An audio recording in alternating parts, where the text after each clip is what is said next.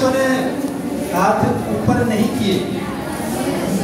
मैंने केवल ये पूछा है कितने लाना चाहते हैं। मैंने ये थोड़ी पूछा है कि कौन कौन लेके आएगा। कितने बच्चे लेके आना चाहते हैं 100%। तो उसमें तो सबके हाथ ऊपर होने चाहिए, इच्छा तो सबकी होनी चाहिए ना। अब प्रॉब्लम ये है कि ना तो हमारे माँ बाप, ना कोई दुकानदार, ना भगवान, जितना हम चाहते हैं उससे ज्यादा कोई देता ही नहीं है।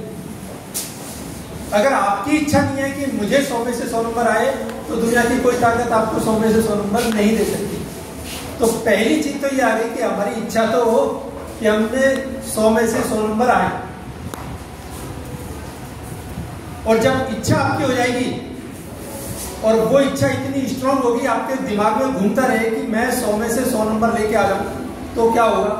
उसको विजुअलाइज करने लग जाओ कि 100 में से 100 आ गए तो स्कूल में सारे बच्चों के सामने मेरी क्या इमेज होगी, मेरे क्या कहेंगे, मेरे पेरेंट्स क्या कहेंगे, गांव वाले क्या कहेंगे, लोग सम्मान करेंगे, मालाएं पहनाएंगे। और जितने स्ट्रांगली तरीके से, जितनी शिद्दत के साथ आप जब इस विचार को घुमाएंगे, तो मैं गारंटी दे रहा हूं संसार के प्रत्येक वस्तु, संसार की प्रत्येक सुविधा आपको 100 नंबर दिलाने का प्रयास करना शुरू कर देगी। पर पहले हमारे को तो ये हो कि हम 100 में से 100 लेके आए। अच्छा, जिसने 100 में से 100 लाने की सोचा, तो उसको थोड़ा सा खुद भी विचार करना पड़ेगा कि मैंने 100 में से 100 लाने के लिए तो तय कर दिया, लेकिन आएंगे कैसे? अब आपका दिमाग को बता देगा 100 में से 100 आएंगे कैसे। हमारा दिमाग दोनों तरह की चीजें बताता है। अगर आपने तय कर लिया मेरे को 100 में से 100 नंबर लाने हैं, तो कैसे आएंगे आप दिमाग से पूछोगे, दिमाग बता देगा इस तरह से पढ़ना है, लिख के पढ़ना है, बोल के पढ़ना है, इतने घंटे पढ़ना है, इस तरह से टाइम टेबल बना के पढ़ना है। जो भी बताएगा आपका दिमाग पूरा बता देगा कि इस तरह से करेगा तो 100 में से 100 आ जाएंगे। लेकिन अगर आपने ये तय कर लिया कि 100 में से 100 तो अपने आने ही नहीं है, अब गुरुजी पूछेंगे तो, या पेरेंट्स पूछेंगे तो कि भाई तू इतने कम नंबर कैसे लेके आया या फेल क्यों हो गया। अब आप दिमाग से पूछोगे तो दिमाग उसका भी तरीका बता देगा कि गुरुजी को ये बात बतानी है, पेरेंट्स को ऐसा कहना है। इतना शानदार बहाने बता देगा वो आपको कि सब लोग संतुष्ट भी हो जाएंगे। हमारा दिमाग ने दोनों चीजें बता दी। अगर आपको तरीका चाहिए किसी भी काम के लिए, तो शानदार तरीका बताता है, और अगर आपके दिमाग को बहाने चाहिए, तो वो बहाने भी 1 नंबर के ही बताता है। अब तय आपको करना है कि आपको तरीका पूछना है या बहाने पूछने। क्या पूछने आपको?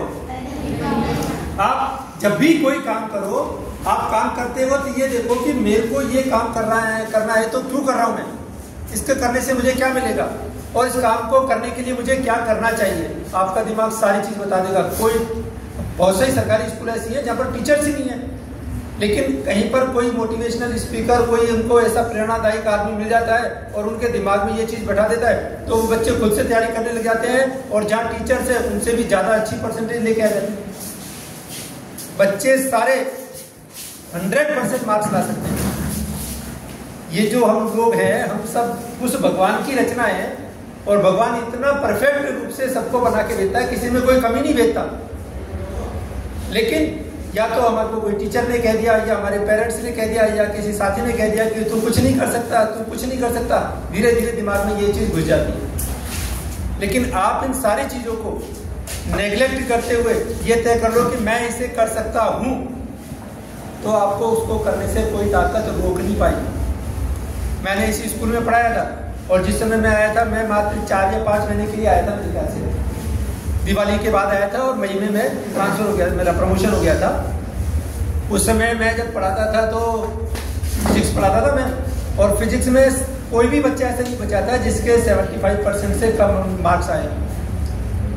तो मेरा कोई पढ़ाने का कोई अलग तरीका नहीं था, लेकिन उनके पढ़ने के तरीके में चेंज कर दिया।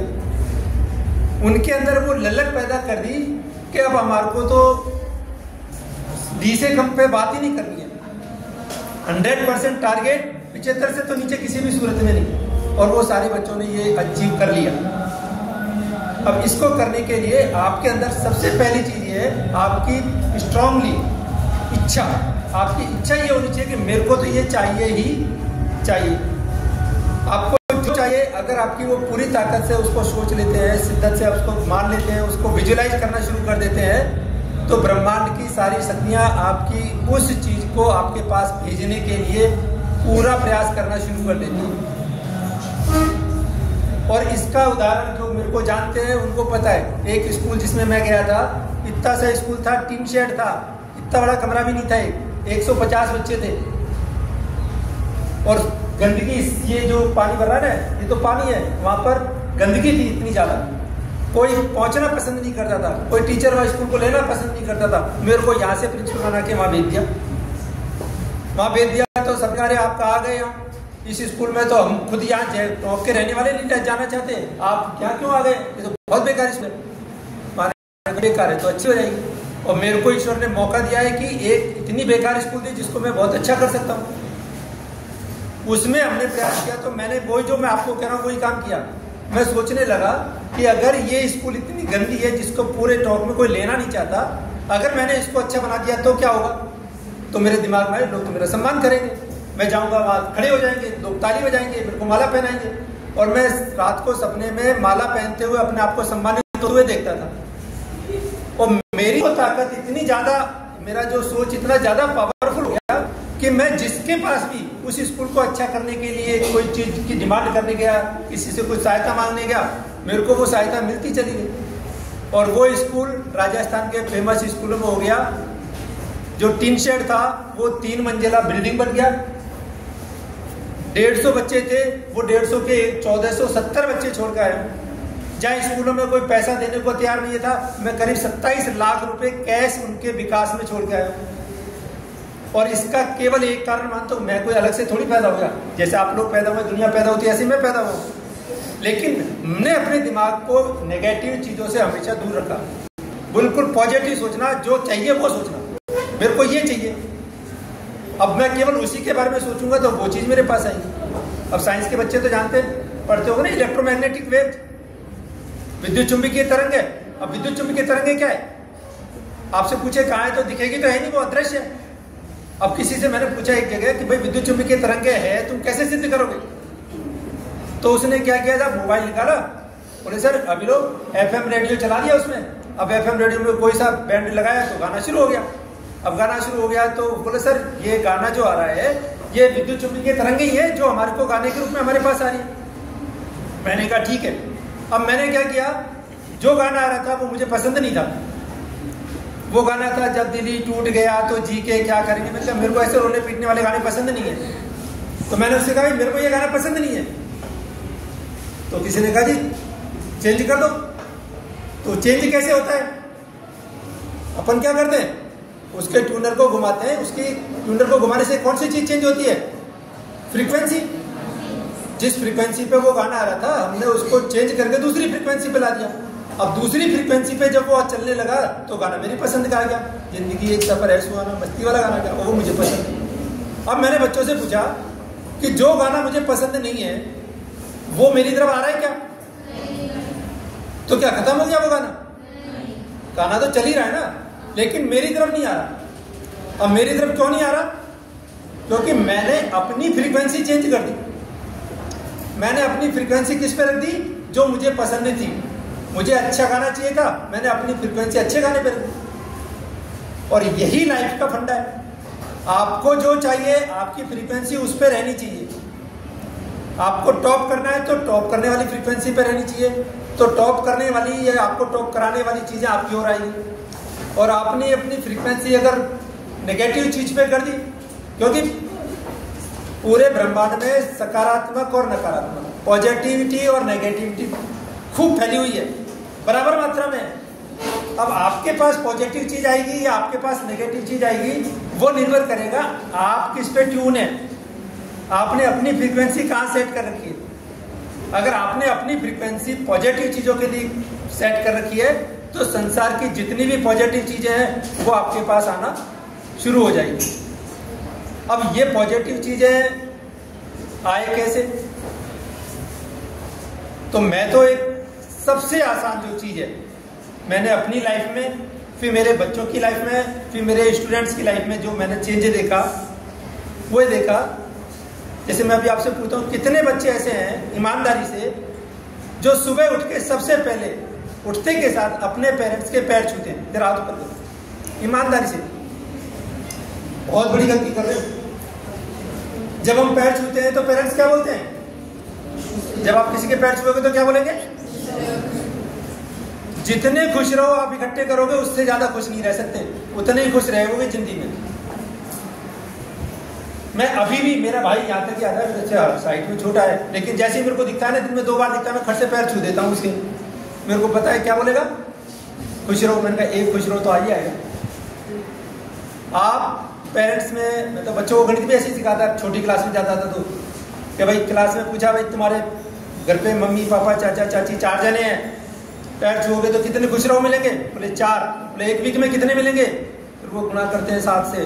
फिर 1 महीने में कितने मिलेंगे? फिर गुणा करेंगे 30 से। बार जितने खुश रहो इकट्ठे करोगे उतने ही खुश रहोगे।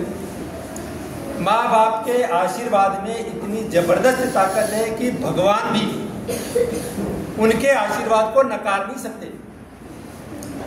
चैलेंज है ये। जिसने अपने, मैं तो, मेरा बेटा है वो भी यही करता है, जब दिन में मेरे को 2 बार मिलता है तो 2 बार पैर छू देता है। अब एक बहुत बड़ी कंपनी का वाइस प्रेसिडेंट है, वो करोड़ों रुपए का पैकेज है उसका।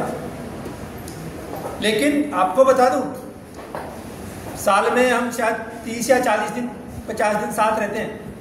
इन 30, 40 और 50 दिन में वो 1 करोड़ से भी ऊपर के पैकेज वाला बच्चा, ऐसा कोई सा दिन नहीं जाता जब मेरे साथ रहे और मेरे शरीर की वो मालिश ना करे। आप में से कितने ऐसे जो पैर नहीं छूते, मालिश की तो बात ही नहीं होती। कितने लोग बच्चे ऐसे हैं जो अपने पेरेंट्स के, आपके पेरेंट्स पता नहीं कहाँ कहाँ काम करते हैं, मजदूरी करते हैं, दुकान पे जाते हैं, नौकरी करते हैं। कितने बच्चे ऐसे जो आपके पेरेंट्स के पैर की मालिश करेंगे, बॉडी की मालिश करेंगे? करके देख लेना, जो कर रहे हैं उनको पता लग जाएगा। अगर आपने अपने पेरेंट्स की सेवा करना शुरू कर दिया, 100% गारंटी है, आप भी यही हो, मैं भी यही मिलूंगा, आपको दुनिया की कोई ताकत सफल होने से नहीं रोक सकती। इतने ज्यादा पावरफुल है। जीवित भगवान, भगवान को तो हमने देखा ही नहीं ना, जीवित भगवान है माँ बाप हमारे। अगर आपने उनको पैर छू के उनका आशीर्वाद देना शुरू कर दिया, आपको सफल होने से कोई नहीं रोक सकता। तो एक काम मेरे कहने से, आज अगर मेरा आना यहाँ सफल हो तो तभी मानूंगा, मेरे कहने से सभी बच्चे, अब बड़े बच्चे अभी तक पैर नहीं छुआ, अब आके कल जाके सुबह उठते ही पैर छुओगे तो कई बार तो ये भी हो सकता है पापा कह दें क्या बात है भाई, आज क्या हो गया, कह सकते हैं ना। पैर दबाना तुमने शुरू कर दिया, मालिश करना शुरू कर दिया, वो कहेंगे भाई आज क्या चाहिए तेरे को?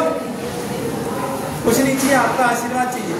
जिस दिन आपने आशीर्वाद देना शुरू कर दिया, मजा आ जाएगा। और दूसरी चीज, कई लड़के कहते हैं हमारी किस्मत खराब है, हम किस्मत के भरोसे बैठे थे। मैं कहता हूँ किस्मत के भरोसे बैठना नहीं है, किस्मत के भरोसे चलना है। किस्मत और मेहनत तो कभी असफल होती नहीं, मेहनत का तो नतीजा 100% आपको मिलेगा ही मिलेगा। अब मेहनत और किस्मत की बात बता देता हूँ।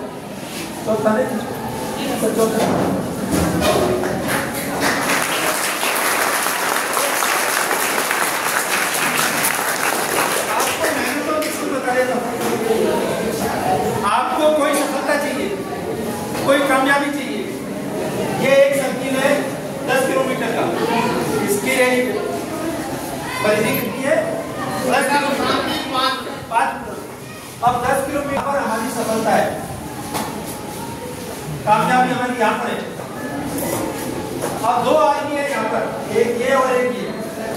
इन दोनों को कहा गया कि निकल लो यहाँ से और सफलता को प्राप्त करो। अब कामयाबी के लिए सफलता में किस्मत और मेहनत क्या करती है बताते हैं।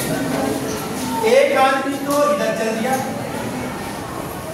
इधर चलेगा तो इसको सफलता इतना सा चलने में मिल जाएगी, और एक आदमी इसका उल्टा चल दिया, जो उल्टा चला इसको सफलता मिलेगी या नहीं मिलेगी? मिलेगी। बस इसको थोड़ी मेहनत ज्यादा करनी पड़ेगी। इतना सा फर्क है किस्मत में और मेहनत।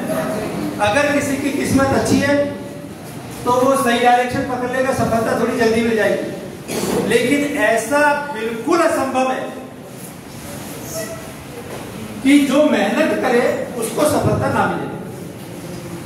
अगर किस्मत उसके साथ नहीं देगी तो थोड़ी मेहनत ज्यादा करनी पड़ सकती है, लेकिन ये असंभव है कि मेहनत करने के बाद उसे सफलता ना मिले। तो आपको किस में ध्यान रखना है? अपन क्रिकेट देखते हैं, कई बार अपन क्रिकेट देखते हैं तो देखते हैं भाई टॉस किसने जीता। अब कई बार ये होता है कि भाई ये टॉस जीत के पहले बल्लेबाजी करेगा तो इसको जीत के चांस ज्यादा है। तो हमारे कैप्टन को क्या टॉस को उछालकर टॉस को प्राप्त करने की प्रैक्टिस कर देनी चाहिए या खेलने की करनी चाहिए? टॉस में हेड आएगा टेल आएगा ये तो कोई कुछ नहीं बता सकता, लेकिन जिसने ये प्रैक्टिस कर रखी है मेहनत करके उसको तो गारंटी है कि वो तो जीतेगा ही जीतेगा। तो अपनी लाइफ में मेहनत को कभी कम मत मानो। मेहनत अगर आपकी है तो आपको दुनिया की कोई ताकत सफल होने से नहीं रोक सकती। मेहनत करें पूरी ताकत लगा के, पेरेंट्स का आप रिगार्ड करें। मैं तो कह रहा हूँ स्कूल में इतने सारे टीचर्स हैं, आप उनके पैर छू दीजिए, एक तो खुश रहो मिलेगा ही मिलेगा। जोर से आवाज नहीं आएगी तो भी मन से तो निकलेगा निकलेगा, फिर खुश रहो। और जितना ज्यादा रिगार्ड आपने अपने पेरेंट्स का, बड़े भाई का, मम्मी पापा चाचा चाची ताऊ दादा दादी जिसका भी कर दिया, पैर छू दिए और आशीर्वाद दे दिया, खुश रहो, तो आपके जीवन में खुशियां आ ही जाएगी, उसको कोई नहीं रोक सकता। और एक लास्ट टॉपिक मैं आपको बता देता हूँ, जिम्मेदारी का। लीडर बनना, जिम्मेदार बनना। हम अभी तक बड़े बड़े महापुरुषों को याद करते हैं, भगत सिंह को याद करते हैं, चंद्रशेखर आजाद को याद करते हैं। क्यों याद करते हैं? क्योंकि उन्होंने जिम्मेदारी ली थी हमारे देश को आजाद करने की। अब ऐसा थोड़ी है कि साहब उनका कोई बिजनेस या कोई किराने की दुकान खोल रखी थी, दुकान तो चली नहीं रही है, चलो देशभक्ति कर देते हैं, ऐसा थोड़ी है। उन्होंने चला के जिम्मेदारी ली थी, और जिसने जिम्मेदारी ली है वही आगे बढ़ा है और उसी आदमी को याद किया जाता है। अब जिम्मेदारी अलग अलग सेक्टर की अलग अलग होती है। अभी आप स्टूडेंट्स हैं, आपके स्टूडेंट्स के हिसाब से जिम्मेदारी है, टीचर्स हैं, टीचर्स की अपनी जिम्मेदारी है। मैं पूछता हूँ भाई ये स्कूल किसका है? कई बच्चे एक बार बोलते सरकार का। अब सरकार का है तो भाई हमारी जिम्मेदारी खत्म। और जिसने ये कह दिया स्कूल हमारा है तो सम्मिलित जिम्मेदारी हो गई। और एक दो बच्चे तो ऐसे बोले ये स्कूल किसका है? बोला मेरा है, तो बात बहुत ही अलग हो गई। जब चीज मेरी है तो जिम्मेदारी भी। अब स्कूल को साफ रखना है, हर बच्चा अगर तय कर ले कि ये मेरी जिम्मेदारी है तो स्कूल को साफ होने में कितनी देर लगेगी? 5 मिनट। पूरी स्कूल 5 मिनट में साफ। सारे लड़के ये तय करना है कि मेरी स्कूल है, मेरा आसपास का जगह है, उसको साफ रखने की जिम्मेदारी मेरी है, तो स्कूल साफ। आप घर में कोई जिम्मेदारी लेते हैं, घर साफ हो जाएगा। तो जिम्मेदारी लेना सीखिए, और जो जिम्मेदारी लेता है वही लीडर बनता है। आपने दांडी मार्च का तो नाम सुना है ना? महात्मा गांधी ने दांडी मार्च किया था। आपको पता है महात्मा गांधी के पीछे कौन चल रहा था? या उसके पीछे तीसरे नंबर पे, चौथे नंबर पे, 5वें नंबर पे कौन चल रहा था? किसी को नाम ध्यान है? क्यों ध्यान नहीं है? क्योंकि महात्मा गांधी ने जिम्मेदारी ली थी कि मेरे को इसका विरोध करना है, आगे आ गया। अब ऐसा तो नहीं है कि जो पीछे चल रहे थे उनको बहुत आराम मिल रहा था, तकलीफ तो उनको भी हो रही थी ना। जितनी महात्मा गांधी को चलने में तकलीफ थी उतनी उनके पीछे चलने वालों को भी थी। कंकर उनके पैरों में तो महात्मा गांधी के चुभ रहे थे तो उनके भी चुभ रहे थे। जितनी तकलीफ महात्मा गांधी को हो रही थी उतनी तकलीफ उनके पीछे वालों को भी हो रही थी। लेकिन याद किसको कर रहे हैं? महात्मा गांधी को, क्योंकि उसने जिम्मेदारी लेके आगे बढ़ गया।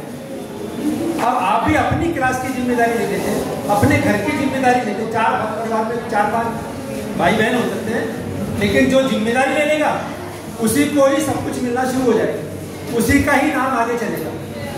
और ऐसा नहीं है जो जिम्मेदारी नहीं लेता उसकी तकलीफ कम हो जाती है, तकलीफ तो उसको भी उतनी होती है। महात्मा गांधी के पीछे चल, बल्कि मैं तो कह रहा हूँ अगर कहीं डंडे पड़े होते तो जो पीछे चलने वाले उनके ज्यादा डंडे पड़े होंगे, क्योंकि उनको पता महात्मा गांधी के अगर डंडे पड़ गए तो पूरी पब्लिक नमक करेगी। तो वो तो जो लीडर था उसको डंडे नहीं मारे, पीछे वालों को डंडे पड़े। तो हमको पीछे चलना है कि आगे चलना है? आगे। लीडर बनना है, आगे बढ़ के अपना काम करना है, अपनी जिम्मेदारी माननी है। और इस जिम्मेदारी के साथ अगर आप ये काम करते हैं तो आपको आगे बढ़ने से भी कोई नहीं रोक सकता, आपको सफल होने से भी कोई नहीं रोक सकता, और आपको जो चाहिए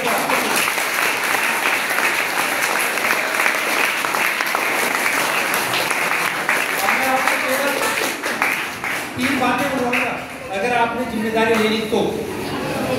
मैं बोलूंगा एक, दोष लगाते हैं ना तो हमारा काम खत्म हो जाता है कि अपन तो बच गए, उसके ऊपर गया सारा काम। दूसरा है बहाने नहीं बनाना है। 2 नंबर बोलूंगा तो आपको बोलना है बहाने नहीं बनाएंगे। पहले पे दोष नहीं लगाएंगे, दूसरे पे बहाने बनाने में भी हमारी एनर्जी खत्म हो जाती है। अगर हमने बहाना बना लिया ना तो काम करने की जो ऊर्जा है वो हमारी खत्म हो जाती है। और 3 बोलूंगा तो उसको आपको बोलना है कुछ अच्छा करके दिखाना है। ओके, याद है? नंबर 1 पे बहाने नहीं बनाएंगे, आपको बोलना है। 1 नंबर पे दोष नहीं लगाएंगे, 2 नंबर पे और 3 नंबर पे अच्छा करके दिखाएंगे। और इन 3 चीजों को मैं गारंटी से कहता हूँ, अगर आपने कॉपी में लिख दिया और रोज पढ़ना शुरू कर दिया ना तो आपकी एनर्जी इतनी बढ़ जाएगी, ना तो आपको बहाने बनाने की जरूरत पड़ेगी, आपका मन ही नहीं करेगा, ना किसी के ऊपर दोष लगाने की जरूरत पड़ेगी। आपको लगेगा ये काम तो मैं कर ही देता हूँ। तो आप बोलेंगे, मैं बोलता हूँ 1 2 से, मेरी आवाज जा रहा है, 1 2 3। ये 3 चीजों के लिए बहुत सिंपल चीज। कई लोगों को कहता हूँ अरे ऐसे बोलने से क्या होता है, ये तो बहुत आसान काम है। भाई आसान काम करो, उल्टा बोलने के लिए तो तुम्हारी प्रैक्टिस खत्म थोड़ी, और भी बोल लेना उल्टा तो बात है, लेकिन 1 महीने के लिए आप ये अच्छा बोलना शुरू कर दीजिए। दोष नहीं लगाएंगे, बात नहीं लगाएंगे, आपकी आदत में आ जाए, फिर देखो चमत्कार, आपकी लाइफ बदल जाएगी। और एक काम और कर लेना, ये बैच चुना ये तो करना ही करना है, आपको जीवन में बहुत आगे बढ़ना है। तो मेरी तो स्थिति पता नहीं है, मैं तो ऐसे घर में रहा हूँ जो 8वीं क्लास में बीड़ी और माचिस बेचता था ट्रेन में।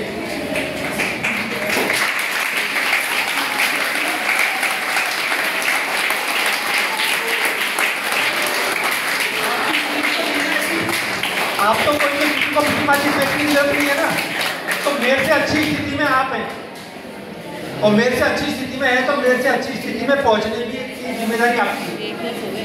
एक काम कर लेना, अपनी कॉपी में जो मैंने शुरुआत में बताया इच्छा, अपनी कॉपी में ये लिख लेना कि मैं ये बनूंगा। आपको डॉक्टर बनना है, आपको इंजीनियर बनना है, रोज इसको पढ़ोगे तो आपको आपके पास आना शुरू हो जाएगा।